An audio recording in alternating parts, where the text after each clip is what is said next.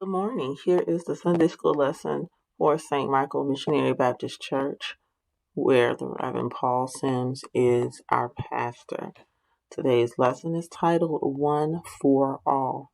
It comes from Ezekiel chapter 37, verses 21 through 28. Our key verse comes from verse 24. My servant David will be king over them, and they will all have one shepherd. God's word. And say to them, this is what the sovereign Lord says. I will take the Israelites out of the nations where they have gone. I will gather them from all around and bring them back into their own land. I will make them one nation in the land on the mountains of Israel.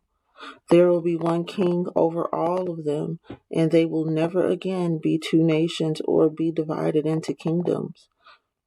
They will no longer defile themselves with their idols and vile images or with any of their offenses, for I will save them from all of their sinful backsliding, and I will cleanse them.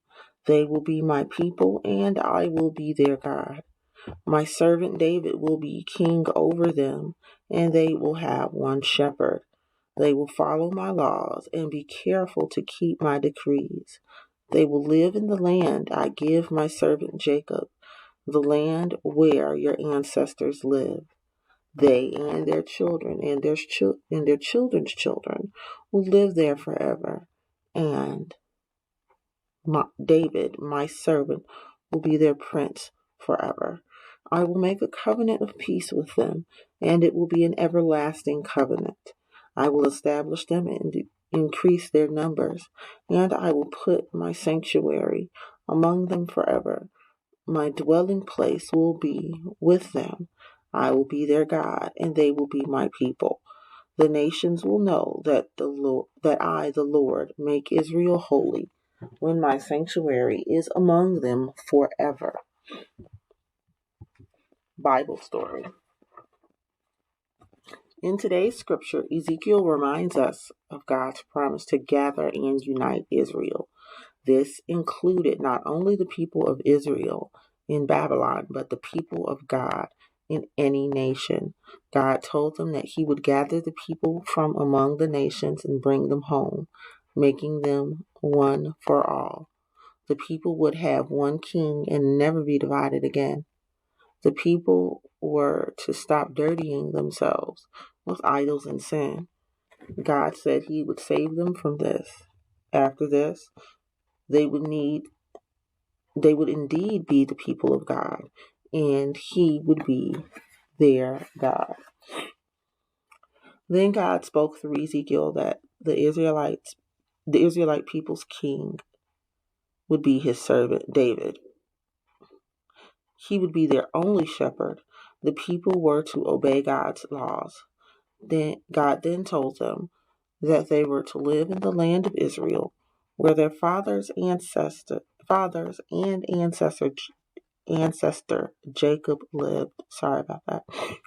They, their future children, and all generations of their family would live there. The king from David's family line shall be their prince forever. God said that he would make a lasting pact of peace with them. God promised to bless the Israelite people and multiply them. The Lord promised to make his home among them. God said that he would be their God and they would be his people. The nations would know that he is God and Israel was his own. A United Front, Part 1. Everett and the kids in his summer robotics camp were helping to build a float for this year's summer festival parade. Each year the parade was held to showcase every community in the city. This year the robotics camp had been asked to help build because they had won special prizes with their robotics.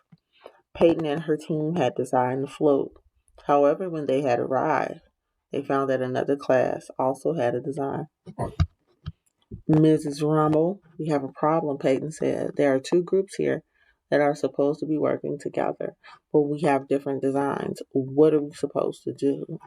What do you think you should do, Peyton? Mrs. Rummel asked. There can only be one float. Exploring the story with Nicholas and Cornelius.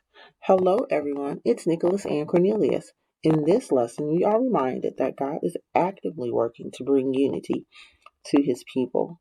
Unity means bringing together that which is divided. God's actions of uniting his people all point toward his love for them. God wanted to unite Israel to make them better. There was a need to unite Peyton and the other students working on the float. If they did not work together, what might that look like? What might happen? A united front part 2. I don't think we have much of a choice. We must work together. But what do you think I should do? Peyton inquired. What about a theme that brings the teams together? Mrs. Rummel suggested. I think I've got an idea, Peyton said. She called both teams together to discuss the idea. After talking as a group, they came up with an idea. Mrs. Rummel, I think we have an idea. Since our float represents the community coming together, what about the theme One for All? Peyton said. Now, I think that is a great theme. It shows the community coming together, Mrs. Rummel replied. Exploring the story with Nicholas and Cornelius. It could have turned out badly if both teams had not come together to work on the float. Just like Peyton helped to bring unity among the team, we can also do our part. What are some things we can do to work together as one in our community? It is essential to know that God is the one that unifies us. Why is this important? Let's look at the scripture readings for the upcoming week. On Monday, you will read Jeremiah chapter 31, verses 1 through 9. Tuesday, you are in the same chapter reading verses 27 through 34. Thursday, you are in 2 Corinthians chapter 5. Wednesday, verses 1 through 11. Thursday, verses 12 through 21.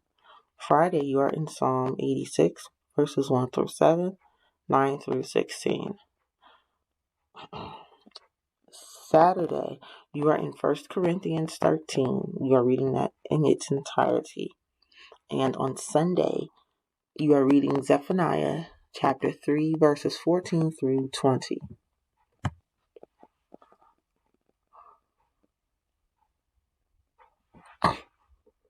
Let us end with the Lord's Prayer. Our Father, who art in heaven, hallowed be thy name. Thy kingdom come, thy will be done on earth as it is in heaven. Give us this day our daily bread, and forgive us our trespasses, as we forgive those who have trespassed against us. And lead us not into temptation, but deliver us from evil. For thine is the kingdom, the power, and the glory, forever and ever. In Jesus' name, amen. See you all next week.